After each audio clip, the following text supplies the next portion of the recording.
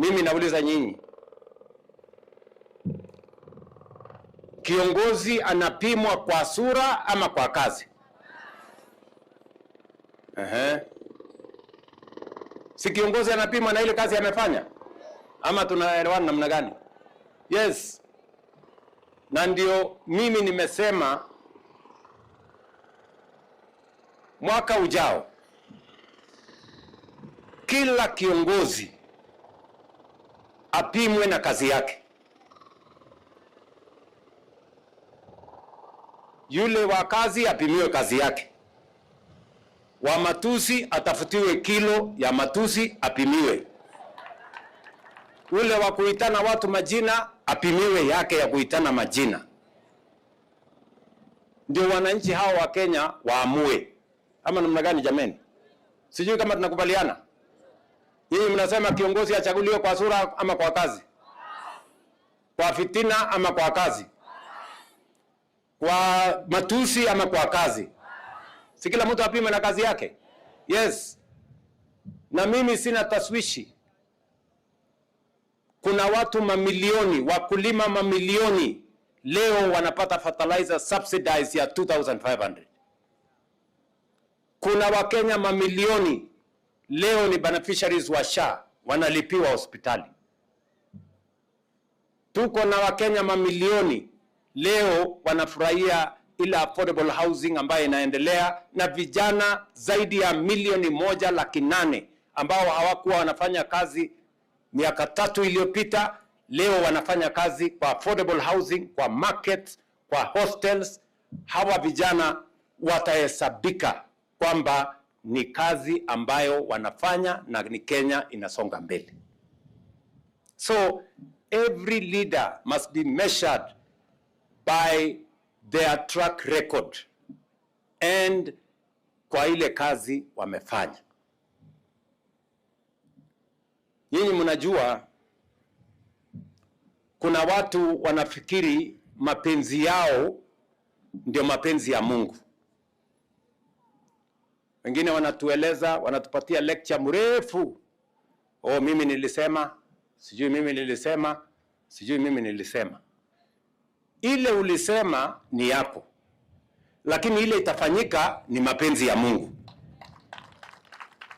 Kwani kuna kiongozi anachaguliwa kwa makosa?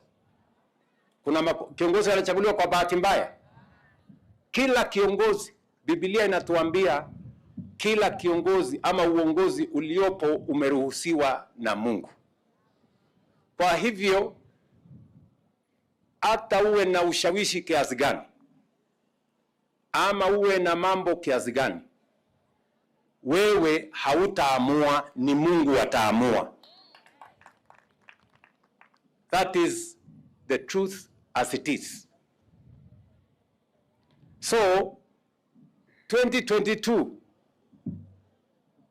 wengi hawakuamini inawezekana, lakini Mungu alipanga. 2027 Mungu atapanga vile mambo itakuwa. Ile mimi nawauliza wa Kenya, tuweke amani na tupige kura kwa pamoja. Hiyo ingine Mungu atapanga. Ni kweli ama si kweli? Si namna hiyo? Mwisho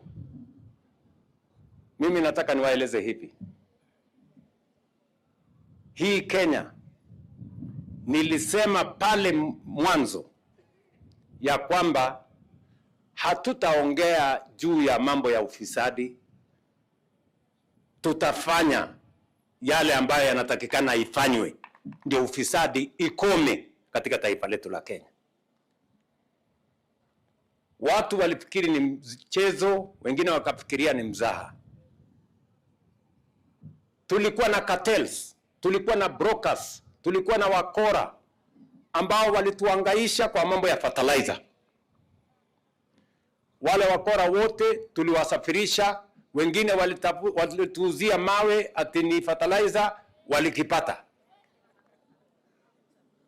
Tukawa na cartels wa mambo ya sukari, watu wa jeuri.